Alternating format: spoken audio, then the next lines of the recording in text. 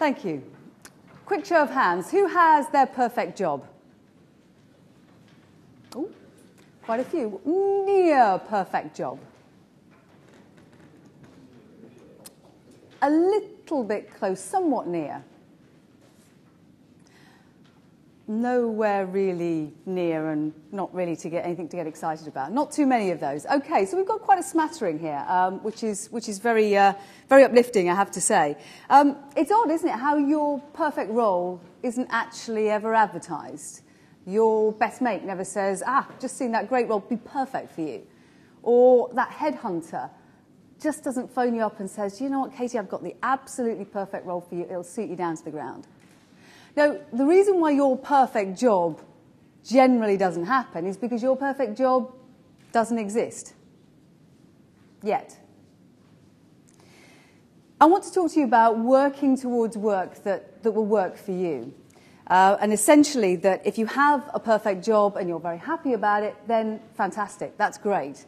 But there are millions of people the world over that absolutely dread Monday morning and just can't wait till they get to Friday evening, till they can go off and find their passion, excitement, and lifetime ambition and fulfillment somewhere else doing something else.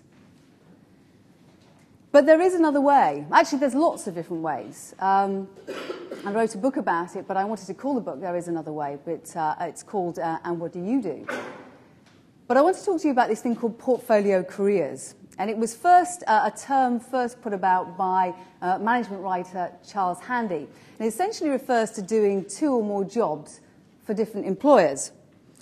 And Charles says what many people want is not more life and less work, but a better balance of the different types of work in their life. And he said, I would add that there's also this sense of we want meaning, we want fulfillment, we want to do our really great work, actually at work, because we spend so much time, so much of our precious time actually at work. We want to make it count. So the world of work has changed and is changing daily. And my co-author, Dr. Barry Hobson, and I, we interviewed quite a number of people for the book. And we firmly believe that there are no jobs, only projects. No jobs, only projects. And that's a very different way of looking and thinking about the world. It may be a one-day project, it might be a one-week project, it might be a 6-month project, it might be working 3 days a week for 6 months. It might be a 12-year gig for the same company. But basically, you own your own means of production. You are the CEO of Me Inc., who is deciding to hire out your services for a specific period of time. That's a different way of thinking about it. Now, portfolio careers can be expressed in many different ways. We interviewed around 35 people for the book. We interviewed one lady who had 8 jobs. She worked in health, in fitness, in teaching. She was also a volunteer for some of those roles as well. So actually she had more than 8 jobs, which is quite incredible. We also interviewed a man who was a theatre lighting director, very good theatre lighting director. And he also, when he wasn't doing that, he was a photographer and also a Reiki master. And he liked to combine all of those elements. One of my favourite persons that actually I interviewed was a lady who was an in-house lawyer. And when I say in-house, I actually mean in her house, literally, because she was a portfolio lawyer for 7 different small companies. She would have shared resources, as the HR terminology would have it. But when she kind of got a little bit bored or she wasn't quite so busy, she'd go into her kitchen and she'd start baking cakes because she absolutely has a passion for cakes. Now, this woman does not just do fairy cakes. I'm talking about cakes. It's almost like Pimp My Cake, or somebody dubbed it cake porn. And actually, if you go and see her website, you'll see what I mean about it. I mean, these are completely over-the-top decorations, but she would photograph it. And she would put the recipe up and blog about it. And when I first met her, she'd just been a finalist in TV's MasterChef. And she'd written her first book and published her first cookery book. She'd written 2 others, which were just about to be published. She was writing for a cookery magazine as well. And her real passion, she said, was to open a tea room and a cookery school. And I have to say, I think she's probably well on her way to actually achieving that. But the portfolio career doesn't have to be 2 or more jobs at the same time. We also interviewed a lady who was an accountant for 6 months of the year. And then she used to she was a ski chalet host for the other 6 months a year, somewhere rather nice in France, in the mountains there. So many combinations. It doesn't actually matter what the combination is. There's a great quote by Penelope Trunk. Some of you may have heard of her. She's quite a renowned blogger. And she said, "A portfolio career is not the same thing as holding down 3 bad jobs and wishing you could figure out what to do with yourself. Rather, it's a scheme that you pursue purposefully and positively as a way to achieve financial or personal goals, or a mixture of both." And I love that. I love that definition. I have a first-hand experience of this. When I left school, I went to Leeds University. First person in my family to ever go to university. Very, very excited. I studied accounting and finance for a year and then left because I hated it, quite frankly, not to put too fine a point on it. I went to work in the gym. I became a health club manager. I started selling fitness assessment software around the world. I had a ridiculously bad relationship and had to get away as quickly as possible. And I discovered this thing called filth. I don't know, you may have heard of it. It's not what you think it is, or maybe not what you think it is. It stands for Failed in Leeds, Try Hong Kong. Okay? And actually, at this stage in my life, I didn't really have an awful lot to lose. So I thought, this is a great idea. This is what I'm going to do. So as well as personal training, when I got there, I kind of smooth-talked my way into TV. I was interviewed because I was one of the first personal trainers in Hong Kong. And when I saw the piece coming out on TV, I thought, in that arrogant 23, 24-year-old way, I thought, actually, I could do better than that. So I polished my CV so it shone. I didn't actually lie. I just polished it immensely. And they gave me a job as a holding a microphone on a kids' educational program. Of course, no money. In fact, it cost me because I had to travel around the territory and had to pay for that myself. But I absolutely loved it. I absolutely loved it. And then I moved to the other channel, TVB, and I worked on an adults entertainment program. So within about 6 weeks, I was interviewing Sir Richard Branson. I had breakfast with Sir Richard Branson when he launched his flight from London to Hong Kong. Jose Carreras, Larry King, Diana Ross, Miss Ross, as she likes to be known. And I just thought, this is fantastic. This is what I want to do. This is really, really good. So I had a portfolio career not out of necessity, but actually through a process of finding out things that I could actually do. Some other things I did. I presented the in-flight movie reviews for Cathay Pacific when they used to have those sort of things. I acted in a locally made movie, which thankfully never saw the light of day. And I also, my favourite job actually of all was to do voiceovers, get this, voiceovers for female kung fu movies. And I jest not, actually, because there is a skill in going, it's not a talent that everybody can possess, but it was quite well paid, I have to say. The point being that I didn't actually know I could do any of this. I didn't have any training, I didn't have any qualifications, I didn't go to the right school. I didn't know I could do kind of any of this stuff. 3 years later, I came back to the UK. I worked for the BBC in the regions, BBC News for 3 years. And then I got a job working for Channel 5 News, a national programme, and stayed there for 8 years. And in that time, I had 2 children. So kind of skipping forward to 2005, when I had one of my greatest opportunities, I was made redundant. And redundancy, I got the dictionary definition: the state of no longer being needed or useful. I hope you've got that. And I was quite a little bit depressed about this, but I'd already started doing other jobs as well. And actually, the great thing in Latin, though, I found out the Latin derivative, and I'm sure somebody will know this, but it actually means surging up.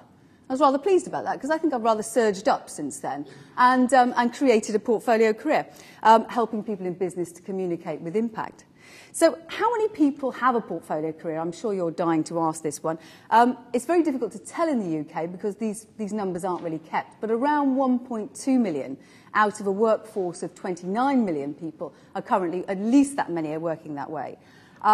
There's more than 4 million people who are self-employed, so they could also be having portfolio careers. And in the States, there are nearly 7 million people who have 2 or more jobs, but also a third of the US workforce are actually freelance. So many of those will have a portfolio career as well. People tell me that it's a bit risky working this way, and they'd like to do it, but they really can't afford to do it. So when we were researching the book, I asked people about how they do it. Essentially, there's 4 ways. The first way is to get somebody else to pay for it. So stay in your full-time role, basically, and do it at weekends and a little bit later on in the evening. The second way is actually to save some money. So save 3 or 6 months' money so that you don't actually have to be earning from day one and get yourself going. That works quite well. Third way is to work part-time. So you might work a job 3 days a week and then create your portfolio career another 2 or 3 days a week. And then the fourth one is leap and the net will appear approach, which only one of our interviewees actually took. And I have to say, it is that literally you are jumping off a cliff, but it has many benefits in the sense, and particularly our younger kind of Gen Y people, because actually there isn't too much to lose, and the process of actually hurling yourself off that cliff, which I'm sure we'll hear about later, is quite a liberation. And actually, it does make you focus on getting a job. It's not a work style for everyone. There are negatives. It can be lonely. It can be fragmented, uncertain. You don't get paid holidays. You don't get paid pension. You have to, as Charles Handy says, be happy living a cash flow life, not a salary life. But there are many, many upsides, of course. And the great one is that you're autonomous, complete autonomy in terms of what you do. And that's incredibly liberating. You get to use all your skills and talents. If you think of any one job that you're doing, are you using all those skills and talents in that one role? And the answer may well be no. You can work around your existing commitments. So if you've got children like myself, or you've got people that you need to look after, you can work around those, of course. And there is this thing of pay. There's no upper limit on what you can earn. There's no lower limit on what you can earn as well, but there's no upper limit. And actually, everybody that we interviewed was either earning exactly the same as they were in their previous full-time role, or a little bit more. Most people were earning a little bit more. One guy we spoke to was earning 3 times as much. So in that sense of how much you want to go for it, that's entirely up to you. I worked this way for about 7 years now, and I've got 2 young children, a husband who's also got a portfolio career. And I have to say, now I can't think of any other way of actually working. And I was thinking about this in terms of my portfolio, my work portfolio, and thinking, actually, there's probably about 4 different types of ways that I work. One is kind of very challenging, high-specification work that takes a huge amount of my brain power and focus, of which I get paid really well for. The second bit is the simpler kind of paid work, where actually I can kind of just show up, not just show up, but more or less just show up and do it. The third bit is the kind of non-paid work. So I work on some training programs for helping students, young people in the city, and also networking I would include in that as well. And then fourthly is kind of study work and writing work, again, which aren't hugely well paid in terms of money, but actually kind of go to build the portfolio and build the brand and all the rest of it. So many people we interviewed talked about doing great work. And despite the projects being challenging, doing their best work at work.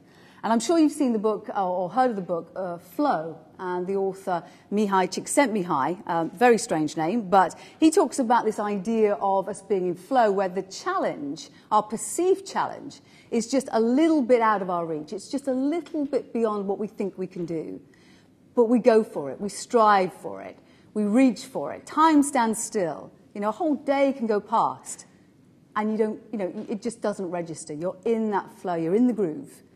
And he says there are 2 reasons why flow doesn't always happen at regular workplaces, bigger workplaces, corporate workplaces. And he says the first one is that goals aren't clear. People aren't sure exactly what their role in the greater scheme of things is. And secondly, he talks about feedback. Feedback always isn't necessarily direct and helpful, and sometimes there just isn't any at all. So with a portfolio career, you don't have these 2 problems. Generally, the goals are very, very clear. You absolutely know what your project is. And you also, the feedback is swift, and sometimes it's brutally direct. But you know where you stand. So I love the quote from Don Tapscott. Has anybody read the book Wickonomics? I think it's a lovely book, and there's a lovely quote in it. And they say, our work may still largely define who we are, but our employers no longer will. Our sense of stability and our sources of encouragement, learning and growth, and our careers will come from communities of practice and our engagements with like-minded peers who we meet and keep in touch with online, and not necessarily our long-term relationships. Rather, the people we meet at work join the personal networks that we have, that we create, as we move from organisation to organisation. And we may be more rapidly moving from organisation to organisation. Most people here will have between 6 and 10 jobs, in the old-fashioned sense, in their lifetime. Just to give you a sense of how I work and some other portfolio people work, I had last year about 15 clients and maybe about 25 projects. And that's just in 1 year. So you're selling yourself continuously. So rather than saying jack of all trades and master of none, I quite like to say jack of many trades and master of some, which is a nicer way of putting it. Gordon Mackenzie, who wrote Orbiting the Giant Hairball, and I do recommend you read that, it's a fantastic book. He kind of ran a renegade group in Hallmark Cards in the States, and as you can tell, the name Orbiting the Giant Hairball. He says, you have a masterpiece inside of you, one unlike that's ever been created or ever will be. If you go to your grave without painting your masterpiece, it will not get painted. No one else can paint it for you. Only you. And maybe you can paint your masterpiece working for one company. But if not, a portfolio career is worth thinking about. It's certainly not a work style for everyone. As I said, you have to be willing to embrace uncertainty, change, challenge, and focus. But if you can embrace these, even in these economically choppy times, you really can create your perfect job. Thank you.